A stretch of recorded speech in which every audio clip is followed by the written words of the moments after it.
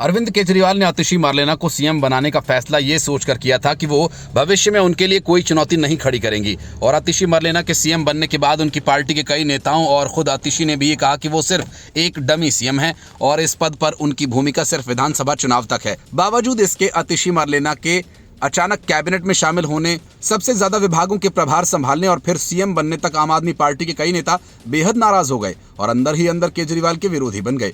कैलाश गहलोत का इस्तीफा उसी कड़ी का पहला नमूना है। केजरीवाल जानते हैं अभी कई इस्तीफे और होंगे, इसी वजह से वो कैलाश गहलोत के खिलाफ कुछ भी कहने से बच रहे हैं। लेकिन इतना तो साफ है कि कैलाश गहलोत का इस्तीफा केजरीवाल के लिए काफी बड़ा झटका है। कभी खुद को केजरीवाल का हनुमान कहने वाले कैलाश का आखिर क्यों मोह भंग हो गया? क्या यमुना की सफाई और शीश महल की वजह से गहलोत ने राहें अलग कर ली, जैसा कि उन्होंने केजरीवाल को लिखे लेटर में बताया है, या फिर पर्दे के पीछे कुछ और भी चल रहा था? भाजपा में शामिल होते समय कैलाश गहलोत ने कहा कि वो रातों रात लिया गया फैसला नहीं है। उनकी बात काफी हद तक ठीक है। दरअसल आम आदमी पार्टी पर करीब से निगाह रखने वाले कई जानकार बताते हैं कि कैलाश गहलोत भले ही लंबे समय तक केजरीवाल के विश्वास पात्र रहे हों, लेकिन पिछले कुछ महीनों में चीजें बदल गई थीं। न तो वो पार्टी में सहज महसूस कर रहे थे और न ही केजरीवाल को अब उन पर उतना भरोसा ही रह गया था। मई महीने में जब अरविंद केजरीवाल जेल गए, उस समय तक कैलाश गहलोत उनके सबसे बड़े विश्वास पात्रों में शामिल थे।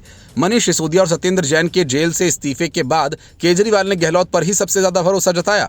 उन्हें वित्त समेत कई अहम मंत्रालय सौंपे गए। वे सरकार में सबसे ताकतवर मंत्री रह चुके हैं। उन्होंने विधानसभा में दिल्ली का बजट भी पेश किया। हालांकि जून में ही बड़ा फेरबदल करते हुए केजरीवाल ने गहलोत से वित्त, राजस्व समेत कई अहम मंत्रालय वापस लेकर आतिशी को सौंप दिए और उसके कुछ दिनों बाद उनसे कानून मंत्रालय का काम भी छीन लिया गया।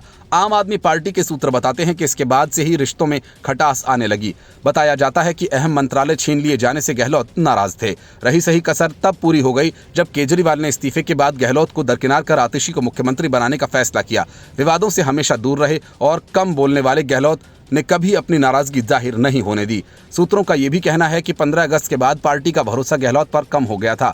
उन्हें शक की निगाह से देखा जा रहा था। दरअसल केजरीवाल ने जेल से एलजी को लेटर लिखकर मांग की थी कि 15 अगस्त को आतिशी को तिरंगा फहराने का अवसर दिया जाए, लेकिन एलजी वीके सक्सेना ने यह हक कैलाश गहलोत को दिया। इसके अलावा एक तरफ जहां दिल्ली सरकार की सभी मंत्रियों का केंद्र और खासकर एलजी वीके सक्सेना के साथ टकराव दिखता था, तो वहीं दूसरी तरफ गहलोत अक्सर उनके साथ मिलकर अपने विभाग का कामकाज करते दिखते थे। कैलाश गहलोत की ये बात केजरीवाल को सबसे ज्यादा खटकने लगी और आखिरकार कैलाश गहलोत को आम आदमी पार्टी छोड़कर जाना पड़ा। Bureau report, news of India.